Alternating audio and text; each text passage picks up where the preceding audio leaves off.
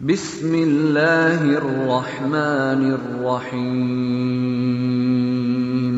اچھا بھائی جلدی سے ان کا جو اصل سوال تو رہ گیا وضو کا طریقہ. یہ وضو کا طریقہ سن لیں ذرا ایک دفعہ.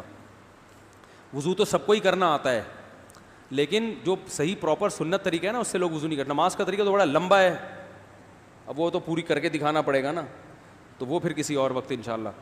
وضو میں جو ہے نا لوگ کیا کرتے ہیں، بہت زیادہ ہو گیا ہے، چھوٹے بچوں کا اور بڑوں کا لحاظ یعنی تھوک اور ناک وغیرہ کپڑوں میں بدن پر لگ جائے تو پاک ہوتے ہیں، نہ پاک ہوتے ہیں. اگر نماز پڑھنے بلی اگر پاؤں چاٹنا شروع کر دے تو پاک رہے گا، بلی کا جھوٹا پاک ہے. تو کیا ہوا، وضو کا جو طریقہ ہے نا لوگ کیا کرتے ہیں عجیب، نارملی تو سب صحیح کر رہے ہوتے ہیں لیکن جو صحیح سنت طریقہ اس کو فالو نہیں کرتے. طریقہ یہ کہ آپ نے ہاتھ دھونے کے بعد بائیں ہاتھ سے نلکا کھولا، سیدھے ہاتھ میں کیا لیا، پانی لے کے نلکے کو فوراً کیا کر دیا، چلو میں پانی لے کے. لوگ سمجھتے ہیں نلکا کھولنا تو سنت ہے، بند کرنا سنت. ارے بولو نا یار، نہیں ہے. تو قلی تو سیدھے ہاتھ سے کرنی ہے نا، تو الٹے ہاتھ سے آپ کیا کر دیں گے، نلکا بند. کیونکہ نبی صلی اللہ علیہ وسلم جب لوٹے سے پانی نکالتے تھے تو چلو میں پانی لے کے لوٹے کو سیدھا کر دیتے تھے. یہ نہیں کرتے تھے کہ لوٹے سے لوٹا اسی کیفیت میں اور پانی بہتا چلا جا رہا ہے. تو آپ نے نلکے کو لیفٹ ہاتھ سے کھولا اور چلو میں پانی لیا اور فوراً نلکے کو کیا کر دیا. بہت زور سے بھی بند نہ کریں، اس کا واشر خراب ہو جاتا ہے، بس آرام سے بند کر دیا. کیونکہ وہمی ہوں گے نا، وہ یوں کر کے کرتے رہیں گے، نلکے توڑ دیتے ہیں کہ بھئی ایک قطرہ بھی ضائع ہو گیا تو قیامت کے دن کہیں جہنم میں نہ پھینک دیں ہمیں، اس لیے پورے کوئی نمی بھی نہ آئے. تو تھوڑا سا بند کر دیں، ایک آدھ قطرہ ٹپکنے سے کچھ نہیں ہوتا. یہ لیا آپ نے، منہ میں قلی کی، مسواک کی، مسواک نہیں ہے تو انگلی سے دانت صاف کیے، غرارہ بھی کیا اگر روزہ نہیں ہے، ٹھیک ہے. پھر نلکا کھولا، پھر بند کیا، پھر کلی، اس طرح. پھر نلکا کھول کے دائیں ہاتھ میں پانی لیا، ناک میں نرم حصے تک پانی پہنچا کے اچھی طرح ناک کو صاف. اور نلکا پہلے وہ ویسے ہی بند ہو چکا ہے، اب ناک کو اچھی طرح صاف کریں سامنے والے کا خیال کر کے. آئی بات سامنے؟ سامنے تو یہ نہیں ہوتا، وہ ہوتا ہے سامنے، اس کا زیادہ خیال کرنا پڑتا ہے کیونکہ بس زیادہ تفصیل میں نہیں جاتا ہوں. تو چھوٹی انگلی سے اچھی طرح ناک کو صاف کیا، اس کی رطوبتیں نکالی، ٹھیک ہے. پھر نلکا کھولا، دوبارہ پانی لیا، پھر اسی طرح ناک میں بولو بھائی ڈالا، اور نلکا اسی وقت جب چلو میں پانی بھر گیا نلکا اسی وقت کیا کر دیا. اللہ نے دو ہاتھ اسی لیے دیے ہیں کہ اس سے نلکا بند کیا جائے اور اس سے کیا کیا جائے، کھولا جائے. تو پھر یوں کیا، پھر 3 دفعہ. 6 چلو پانی خرچ ہوا نا، چلو اس کو کہتے ہیں، 6 چلو پانی خرچ ہو گیا. پھر آپ نے کیا کیا، نلکا کھولا لیفٹ ہاتھ سے. جو اصل طریقہ ہے وہ تو یہ ہے، سیدھے ہاتھ میں پانی لے کے نلکا بند کیا اور سیدھے ہاتھ سے پانی پیشانی پہ ڈال کے دونوں ہاتھوں سے پھیلا لیا. 3 دفعہ اس طرح کیا.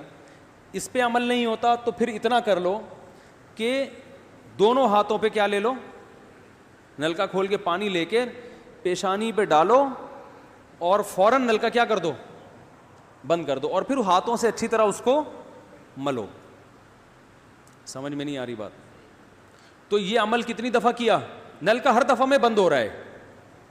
ہمارے ہاں جس ٹائم پہ نلکا کھلتا ہے تو جب تک وضو مکمل نہیں ہو جاتا بند ہونے کا نام نہیں لیتا.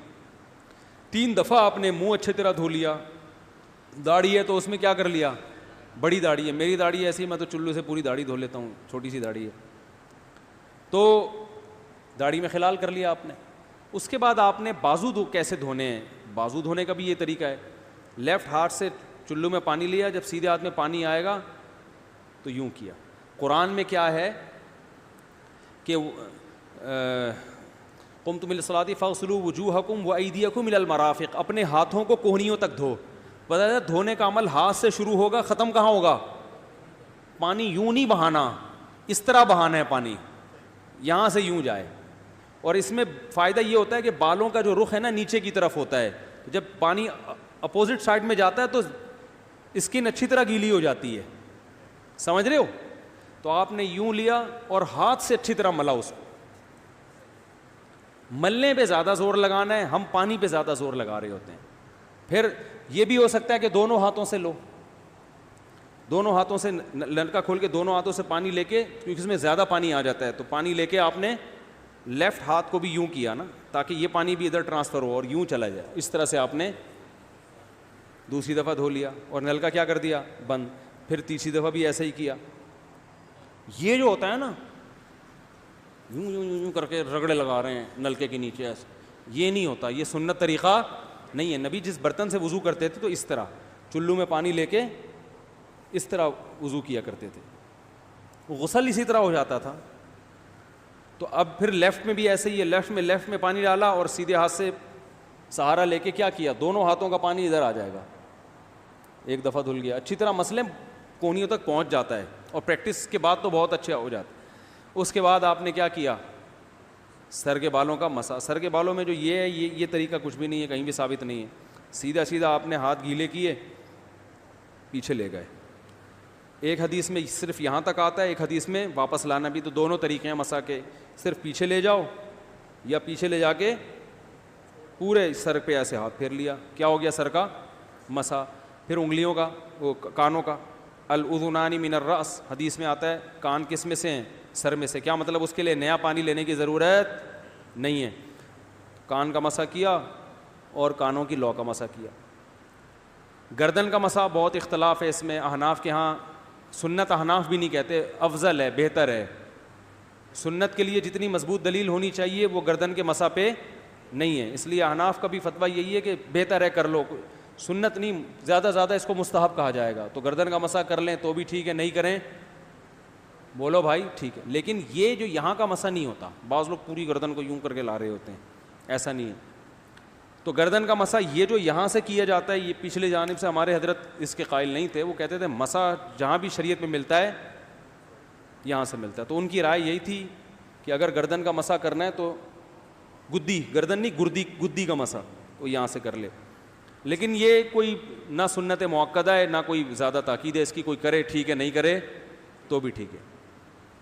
تو اس کے بعد اس لیے کہ بہت سے لوگ اس کے قائل نہیں ہیں تو ان سے بحث نہ کریں, ٹھیک ہے نا. بہت سے لوگ نہیں کرتے گردن کا مسا, بہت سے علماء فقہاء اس کے قائل نہیں ہیں. اس کے بعد آپ نے پاؤں دھونا ہے, تو پاؤں میں بھی یہ کہ قرآن نے کیا کہا کہ الی الکعبین, انگلیوں سے شروع ہوگا اور ٹخنوں تک پانی جائے گا. تو انگلیاں رکھیں نلکے کے نیچے اور لیفٹ ہاتھ سے اس کو اچھی طرح کیا کریں, دھوئیں اور انگلیوں کا خلال بھی کریں. تو بہت چند سیکنڈ میں ہو جاتا ہے یہ کام. اور پھر نلکا بند کر دیں. پھر دوسرا پاؤں, سیدھے ہاتھ سے نلکا کھولا, سیدھا ہاتھ نلکے پہ رکھیں اور الٹے ہاتھ سے پاؤں دھوتے رہیں, جیسے ہی دھل جائے. تو میرا خیال ہے ایک مگا پانی بمشکل استعمال ہوتا ہے, ایک مگا جو ہوتا ہے نا نہانے والا. لیکن آج اگر جو لوگ وضو کر رہے ہیں نا, ان کا پانی اگر آپ دیکھ لو تو بالٹیوں کی بالٹیاں خرچ کر رہے ہوتے ہیں, اور معذرت کے ساتھ کم بختوں کا وضو پھر بھی نہیں ہوتا, پھر بھی ان کو شک ہوتا ہے کہیں کوئی جگہ خشک نہ رہ گئی ہو. تو وہمی نہ بنے, اس طریقے سے وضو کریں, یہ سنت طریقہ ہے. اور قرآن میں بیان بھی یہی کیا کہ یہاں سے شروع کرو یہاں تک لے کے جاؤ. کافی ہو گیا میرا خیال ہے. اللہ تعالیٰ سمجھنے کی, عمل کرنے کی توفیق عطا فرمائے. وما علینا الا